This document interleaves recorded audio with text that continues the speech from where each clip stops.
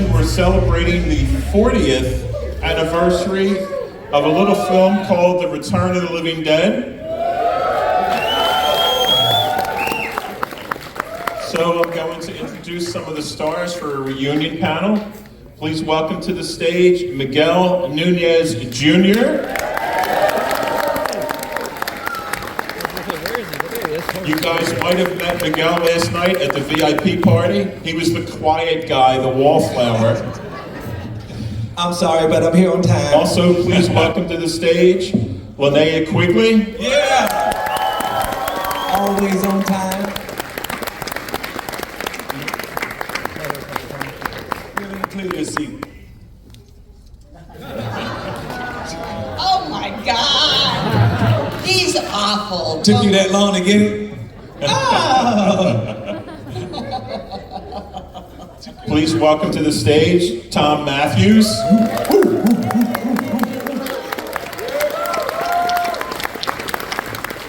You really must like my jacket now, huh? See you trying to match it. Yeah. Just noticed that. You fashion icons. You're selling shoes now. And also please welcome to the stage Beverly Randolph. Hey, Beverly. Beverly is crying. Beverly's not here Beverly yet? is somewhere in the toilet. No, I was kidding. Okay, we'll get her. Yeah, we'll get her. Yes. All right, so she's in the attic hiding from That's right. you. Okay, so what we'll do, if you have a question, please raise your hand and Miguel will answer it. I think she told people that it was at 8:30. They told me 8. We can leave it at that. Let's go back with the question. Okay. Okay, right here, first question. Thank you. Okay, next. No. How could you? What's that now? Sorry, you gotta say it again. Personal Make it a joke. favorite. My personal favorite what? Lion? Shit, I have so many, bro. I swear to God, this is not, I don't have a personal favorite. You know? Actually, I think it had to be, I'll bust it in the damn head if you want to go with it. Yeah, I know that one. Oh, this is Beverly. Let's put her on speaker. Hello? What do you mean get down here? We're doing a Q&A. We started because we've been waiting for 30 minutes for you guys. No, 8 o'clock. Listen, they're laughing at you. You're on the speaker. Listen, you hear it? They're missing you. There she is. There she is. Tina. God, somebody killed you. Ain't nothing like a late mother hen. In her mind, she's early. Yeah. I swear to you guys here, she is never, ever late. That's true. Ever. In her mind, she's early. No, ever. In her mind, she ain't late, so let's give her a break. Everybody, let's say, give her a break. Tina. I don't know what the hell we're gonna do with the other one. Incredibly sorry. Listen, she thought it was 8:30. Where you going? I thought it was I was 8:32. totally sure. And who told you this? Who told you this? Give me a name, so we can let their ass go. Find a mic. I'm so sorry. Oh my God, I'm sorry. You excused, they already excused you. Let's keep it going. What would that? I don't really have a favorite line. I've been sitting there waiting for the time to be here. I'm early. Hey, why is my face still on your phone? Dave, I'm sorry. No problem, Beth. No, he knows. Freddie.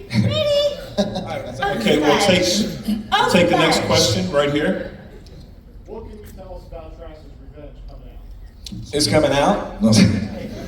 Well, it's going to be filmed this year because of the 40th anniversary, and we're going to film it in New York, and we're going to film it in LA, and Beverly and Thom are doing some crazy things in it, like maybe singing and dancing and things. A musical. A musical. Thom is going to be singing, and I'm going to be getting killed. Thank God I didn't get that scene.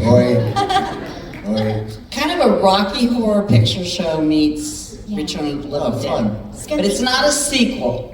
Do we have a It's not a script? sequel. No. Yes, we have a script. Oh, cool. A Norma Desmond kind of film. It's going to be great. Linnea's going to be unbelievable in it. She's coming Sunset to Boulevard. Yes. He didn't want the whole script. He said, just tell us something about it. Okay, go ahead. And Miguel is in it, playing himself. Okay, you can talk more about that. Yeah. I just seen the movie where you're like, where all of you, or just except Thom, I think Thom's inside at this point, where you're in the cemetery and there's like acid rain and like you're all wet, and like zombies are like like chasing after you, and it's like tons and tons of extras. So I've always wondered like what was filming that scene like. Oh, Horrible. horrible. It We was hated so it. cold. Oh, man, we couldn't wait. It was just miserable. But it was still a movie. But you So know, you had that in the back of your head that got you through it. Like it was a miserable time. Imagine you run out of hot water and you have to take a cold shower for like All day. all day. and one of the crazy Imagine being naked while you're doing it. And one of the crazy things was they'd say, you'd hear the AG go, okay, cue rain. The rain. And when we heard cue rain, we knew that cold water was coming. And we'd stand there and go, oh my God, here it comes. And these huge mechanical things would come down and just pour this cold water on us. And we'd just sit there and go, oh my God, it was so painful. And if you guys can remember this, I think I can vouch for it. So I think the worst time we experienced it, and it was the very first time, it was the first day, remember? Yeah. When it started raining in that convertible car we were in? Yes. She pulled it, and Oh. it poured all. That was the first time we experienced it, and Yeah. it was the worst time. Icy cold. Icy cold, right on your head. It was on somebody's head. And even when we go to the studio after that, they'd have to pat us down with mud and then spray us down with cold water. It was horrible. Things we do for Yeah. you guys, the things we fucking Sounds awful. I had nothing with that, so that was cool. Hey, right here. At what point, for all of you, at what point did you realize that you were involved in something really special and iconic, not just? I never realized it Now. until I went to a con. Now, That's the honest to God truth. There's no way possible we could know that. There's no way possible. Yeah, You maybe. just don't know. It's you guys that make it that, not They told us. us. They told us. It's you guys that make it last, not us. It's you guys that make it this iconic thing, not us. You know, there's hundreds of movies. You can think about The Thing, which is one of my greatest horror movies of all time. The Thing, little head, walk around with legs and shit. You don't know who might be the motherfucker, and you can cut yourself. The Thing should have been all of that. You never know. So it's not us. That's my point of view. I And think it's The you. Sting was a very good movie as well. For Thom, when you filmed part 2 and you realized it was more of a comedy, what did you think about that? We're not here for part 2. No. I'm kidding.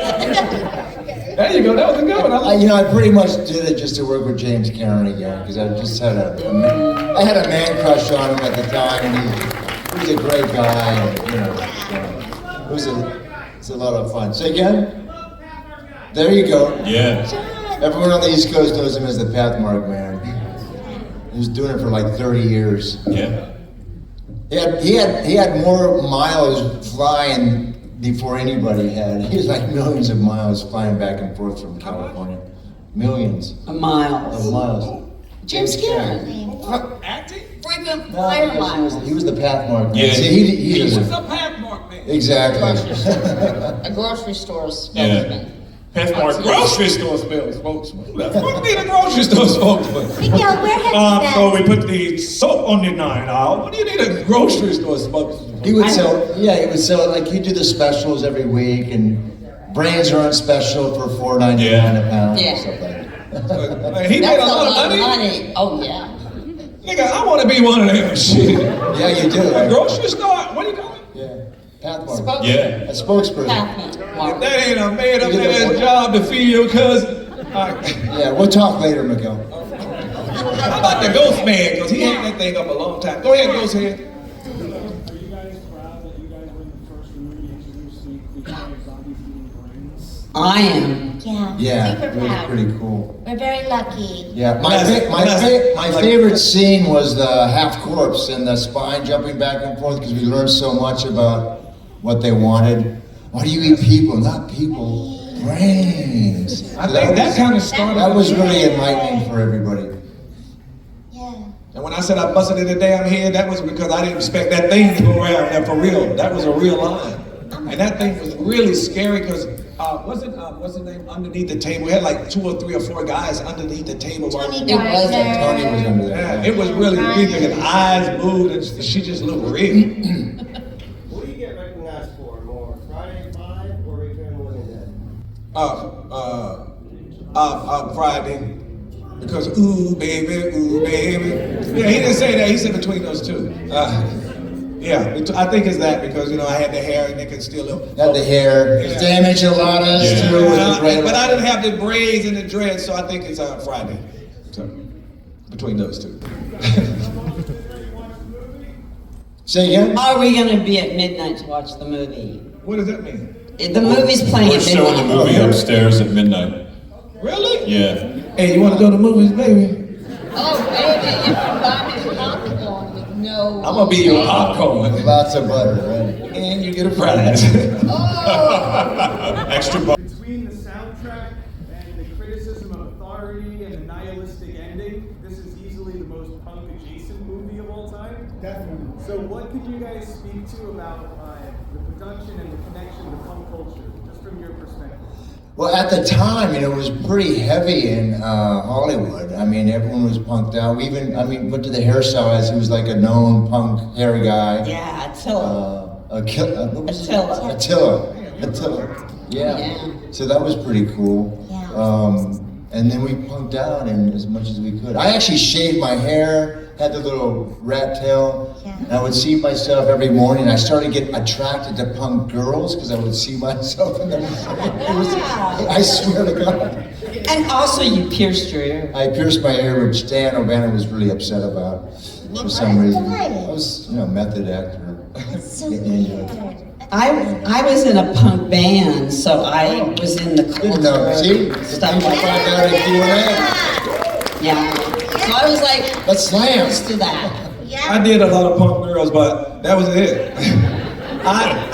But wasn't punk cool though? Wasn't it at that time? Yeah, at the time. Yeah, it was cool. It wasn't like anything. It was punk. No, it was, it was coming up and it was cool. So for us to be stars as punk rockers, it was like, yeah, let's do this. Yeah. It was like we were representing. I felt. But they still had the pop, a lot of the pop, what's going on? That's my phone. A lot of the pop stuff going on. Like American Bandstand was still on, remember that show? Yeah, sure. And the kids would be like, ooh, flock the seagulls stuff, you know? This is for you.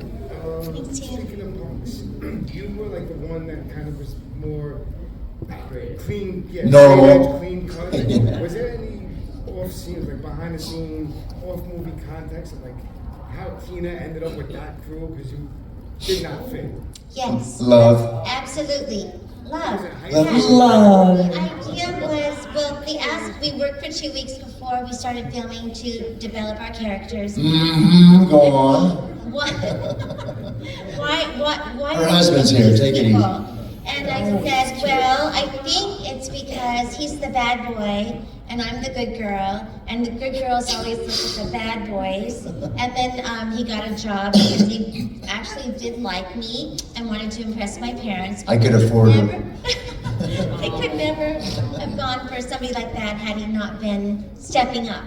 So that was the idea behind that. But what about like the rest of the whole crew? I guess that was his crew, or you were. Well, I think I had no choice. If I wanted to see him, I had to go through all of them. I don't think you liked some of us very well. I loved you, but yes, I see your. But I got naked all the time. You were hot. Yes, you did, girl. Yes, you did. Thank you. I liked it, even though I was not supposed to. Right. She You was notice? fabulous. Did you notice in the movie? After she got naked, and well, you'll notice now, 90% of the scenes when we were running, I had her by the arm. That wasn't in the script. Yeah. And I didn't do it before that. And there wasn't nothing planned, it just happened. I noticed it myself later. Well, you didn't know I was going to strip. That was the best part. I know. When I got up on the tombstone and started stripping, he was like shocked. When I did that, I was like, yeah, that was real, because I literally didn't know at the time that you could get naked in a movie. That's what I would say now, but then I was like, yeah! John Philbin said the same thing. He only read the script for his parts. And when he got to that scene and he saw Linnea, he could not believe what he was seeing. So it was Miguel. Well, I didn't say that, so that ain't what I said. No, I didn't say I only read it. John Philbin had no idea. He was floored. No, I knew she was gonna get naked, but I didn't know they were just gonna just put it right up in front of me and just got ceramic. Bam, here you go. I didn't know all of that. That's. I thought they were, would you think that? You in a new movie, you're young, and the next thing you know, they say, well, she's gonna get naked. You figured they're gonna do some movie shit, and the next thing you know, you look at Mother Cooch.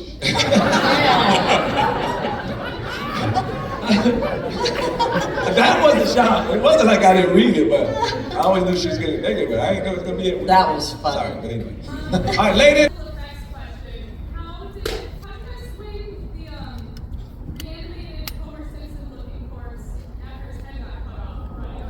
Wait, oh, you mean the guy that was in the tar man suit? No, we really did chop his head off.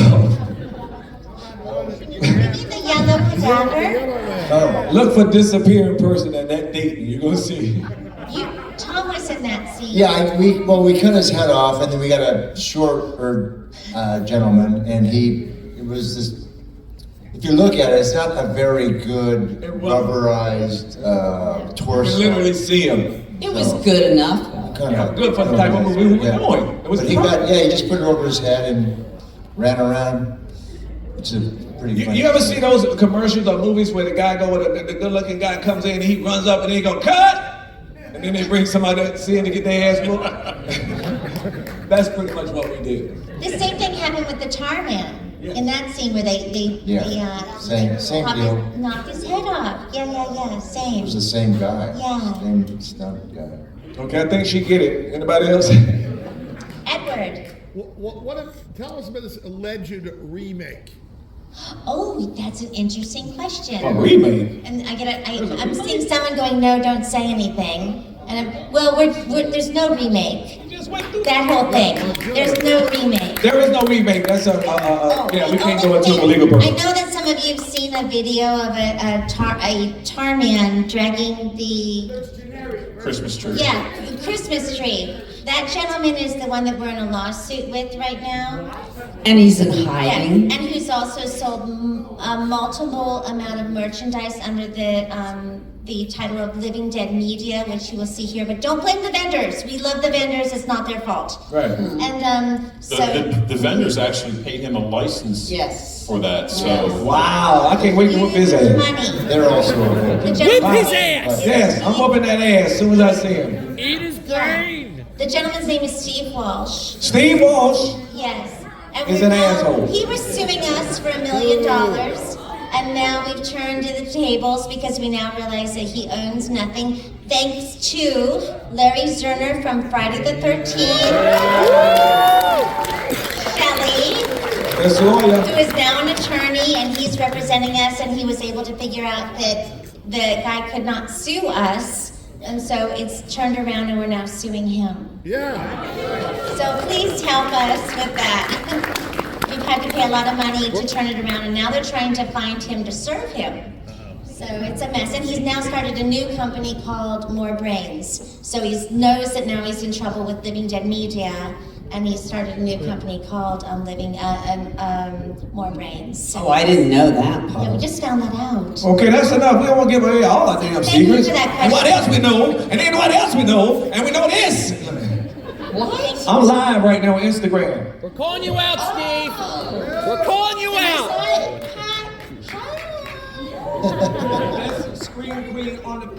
Best scream queen on the planet. Still got that booty. And Mars too. Okay, next. all right, who else? I'm gonna let somebody else. Good. Frightening. Dan? Really? Dan? A little bit. I loved him because he let me do anything the hell I wanted to do. Yeah, I don't think here. he ever gave me a direction. Except, yeah, do that! Yeah, do that! That's all he ever told me. So I don't know anything about anything, all the shit that I've already heard at some of these previous screenings. Yeah, no, he was never mean to me. Me either. I didn't hear anything about what I've learned about him. I had trouble with him. Yes, you did. So I had already signed my contract, and he asked me to come over to his house and read lines. Yes, and so I got there, and there was a gun on the table and porn on the television. Yes. He said, "You're gonna sign this contract right now." Thank you, the contract was already signed. That was good. And so I was terrified. You should've went then. I was 18, and I said, I was on the phone, and he's on long cord, you know those long cords that were from the kitchen to the living room? And he was in the kitchen walking back and forth, talking on the phone, and I looked at everything, and I was terrified. And I said, "Oh my gosh, I'm so sorry, I have to go, I have another meeting." And I dashed out the door. Oh my God. And so from then on, He was made mad at my you. life miserable on that set because the contract was already signed. Huh. So it was interesting. And 3 days later, she was pregnant.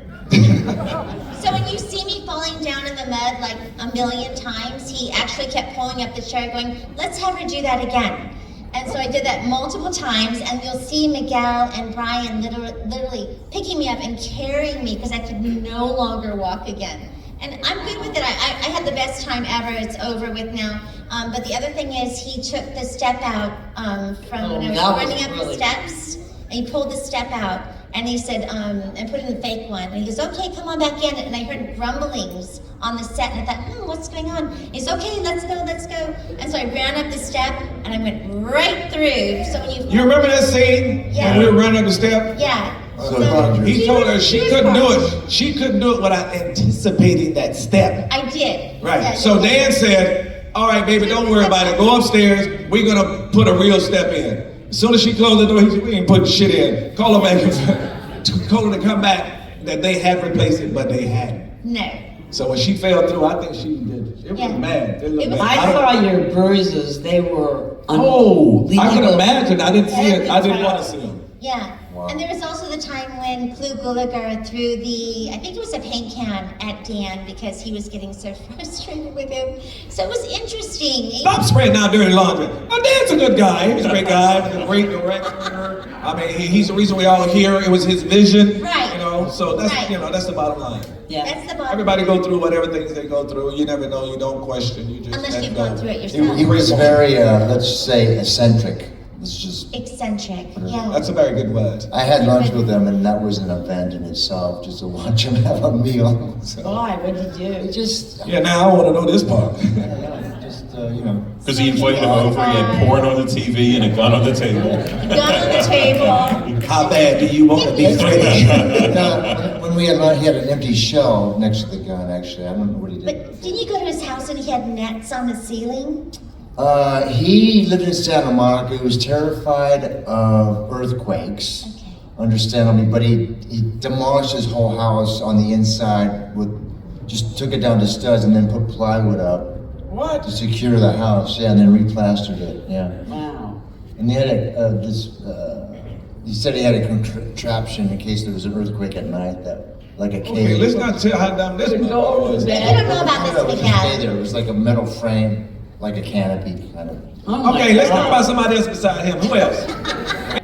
Gallagher, I came a little late, so I'm sorry if this was already. Yeah, just like Clue. Clue came in late to the movie. He got hired at the 11th hour, so he was under a lot of stress because a lot of dialogue, yeah. He was a real mensch, and like he was Yeah. like a mentor type of person. Was that how was he like? Was he like a father figure on set? Like how was he as somebody to work with? He was quiet. He's a very serious guy. Yeah. He took his acting very seriously, and to do this job was below him. I think he needed the money at the time, but so he was not happy about taking the job, from what I understand. And he was, if anything, he was like the normal person in the room of all of us, the normal person. He came in late, had a lot of dialogue, so he was under a lot of stress if you had to learn a lot of dialogue. And So he was under tremendous amount of stress. In the film, you didn't really want to be in on top of He it. hated the movie when it came out, was embarrassed about it, but then over the years, he saw the brilliance of it and the genius of it over the years, and even admitted that he was wrong at the time. All I remember about him is he had a scowl on his face. But James and Don were very fatherly. They were very kind and very helpful throughout the filming. Yes. They were lovely. Oh, Mark Yeah, was Mark a was great guy. Yeah. I did 2 with him. You did? Yeah, I did Friday 13th and Return of the Living Dead. We became really close friends. Sweet man. We wish he was here. Great guy. I mean, seriously, Yeah. really one of the greatest guys. How did James Karen fit in with the set? How do you think, Ballbuster? What? James Karen, how did you think? How did he fit in with the group? Like he felt like one of the father figure. Yeah, He was one of the father yeah. figures. He was, yeah. We had a lot of scenes together, and I was really fortunate to be paired off of him. And if I was a producer, I've said this a million times, but if I was a producer, I would hire him as an actor just because he was so infectious, and his energy around the set, even with the crew and everybody else, he was just fantastic. And you know, just a classy guy. He was, come on, he was the Pathmark man. I mean, Yeah. Oh, In the makeup room, he was always telling jokes. He had the always telling jokes. He was on. We were in makeup for hours on end, and just great stories. He was on Broadway and with a Brando and Streetcar Named Desire. He had a small part as a gentleman caller, and tons of stories. Really good friends with Jason Robards, who came to the set. You know, so they were good friends. John Philbin was friends with Eric Stoltz, who came to the set a couple of times at the time. Yeah. That was kind of cool. and he was always somebody, no matter what you seen, if you had a scene that was coming up, you may want to question it, or you didn't know where to go with it or whatever, he was somebody you knew you could go to and get anything. In the scene, I got da-da-da-da, he would just say, stay with this, da-da-da-da, he would give me that. I went to him and asked him something once. When I got here, after he slapped the shit out of me in that scene. Yeah, it was a really fun. I was like, how do you keep going in another scene without killing this man? It was a really fun filming experience for me, and I think I speak for everybody, because Dan wrote and directed it, and as a writer, a lot of times they get hung up on the dialogue and stuff, but Dan was open to all our suggestions. It was really truly a collaboration to make the movie. So, you know, we each of us individually brought a bunch of ideas and improv and stuff. James Karen, his death scene when he kills himself, that was his whole idea. That was his gimmick, which is a very poignant movie. It was a moment in the movie. Brilliant. And Don Calfa shooting me in the head like Stagecoach. That was Don Calfa's idea. Yeah. There you go. Yeah. Dan was open to all that stuff. It was wonderful. We were blessed, period, just to be with Dan, to be in the situation, to be a part of the whole situation, and we're blessed to have you guys. Was there any scenes that you guys filmed that didn't make the movie that you thought should have, or any favorite scene that, you know, anything like that? Yeah. I couldn't tell you, I don't remember any scenes that, we did a lot of stuff that couldn't possibly be in the movie because all that coverage and There was a lot cut. Yeah, but I mean, I don't think you remember it. No. Do you think should have made the movie, or you enjoyed that scene, and you're like, oh, when you I know what you finally see mean. the finished product, were you like, oh man, that should have been in there, or that? I don't have one. It's great the way it I is. can't think of any scene. No. Dan was under so much pressure for money and time. There were no scenes you could even have time. Or Yeah, money. there was a lot of, if you go back and look at it, when we're all the kids are stacked up and waiting for Tarman to come out to knock his head off, everyone's stacked up. It's a wide shot, and there was no coverage in it. So they had because normally when you make a movie and you're filming, you have the wide shot, and then you go on to do the close-ups, you do a 2-shot, you do a 1-shot. Didn't have any of that going on. Yeah, none of that. And it still works. And it still works. It does. It worked great. Good question. We were also blessed because we were able to rehearse for 2 weeks before we started principal photography, which Clue, again, was not a part of because he got hired at the very last minute. No. No. No. No, if you look at part 8, I come up out of the rubble. We were supposed to do part 2. They called us up and they said, we're gonna do part 2, get ready. So we all thought we lived. Huh. Yeah. I would have much rather been a zombie though. I thought we died. I was filled I died with, twice actually. no, you were filled with trioxin, which makes you not die. I would have loved to come back as a zombie. Yeah, you would. The zombie world's great. I would have.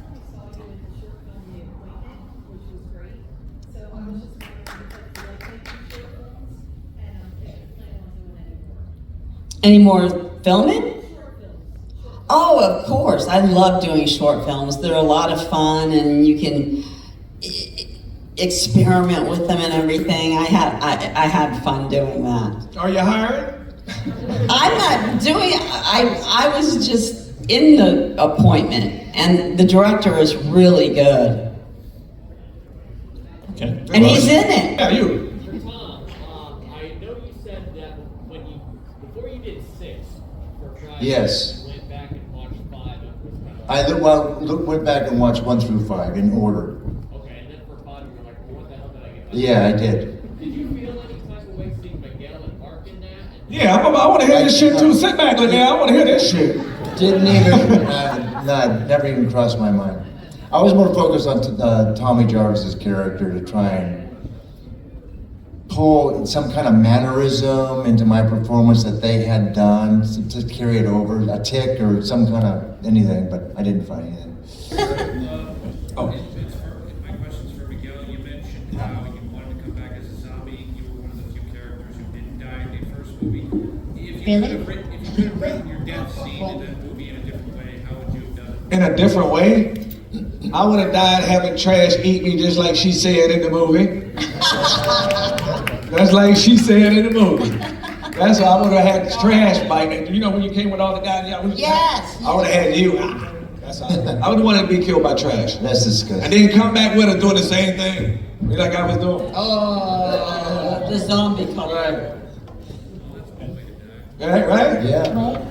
Yeah, she said when we first saw the Tar Man, what was our genuine reaction? I don't remember if we saw him completely before he came up as I can tell you that they hung a drape in front of my scene, and they didn't want me to see him. And then when the scene started, they were like starting the scene, and then it was time for me to see Tarman, and they ripped the sheet down, and I was supposed to have this terrified reaction, and I did because that was my job. And I just thought, oh my God, he looks so incredible. But yeah, it was, yeah. What do you mean incredible? You fell in love with him? No, I was kidding. I'm joking. costume. So yes, yeah, it was a genuine, oh my God, that's incredible. It's like, oh, you saw the scene. Ooh. Yeah, you gotta admit, it was a really good makeup job. You have to admit. Incredible. Okay, ladies and gentlemen, please let's have a big round of applause. Yeah. It's party time. For Miguel Núñez Jr., Linnea Quigley, Thom Mathews, and Beverly Randolph, the 40th anniversary of Return of the Living Dead.